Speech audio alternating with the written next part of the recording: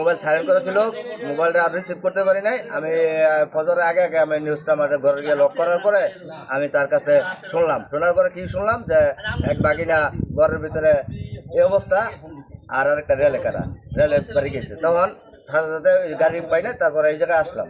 আসার পরে ঘটনাস্থলে দেখলাম আমার এক বাগিনা, ছোট বাগিনা যেটা সাকিব, দরজার সামনে বসে রয়েছে, আর বোনের জামাই দুলা ভাই সোহেল রেলে ওই পাশে বসে রয়েছে।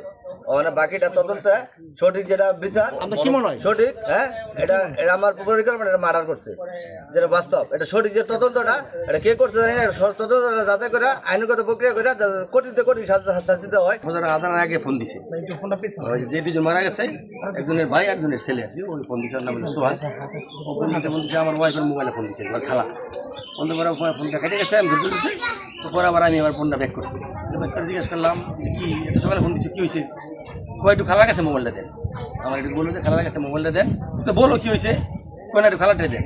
তারপরে আমার বাড়ির লোক গেছে, মোবাইল দিলাম, তারপরে বলছে আর কি যে খালা এই ঘটনা, এই সাকিব মেরে ফেলাইছে, আমার বাবারও মেরে ফেলাইছে। সিসি ক্যামেরায় বলে দেখছে যে রাত্রের কয়টার দিকে সোহানের লাগে আরেকটা ছেলে আছে, ওরা নিয়ে ওর বাপের এইখানে নিয়ে আসছে। আর এরকম তো হওয়ার কথা ছিল না। সংসারটা দেখলাম বাপের দুই ছেলেরে ভালোই নাকি আদর করতো, রান্না বান্না করে খাওয়াইছে। এরকম খারাপ কিছু আমরা শুনি নাই, কিন্তু এখন আজকে অবস্থা দেখতেছি, শুনতেছি অন্য কিছু আর কি।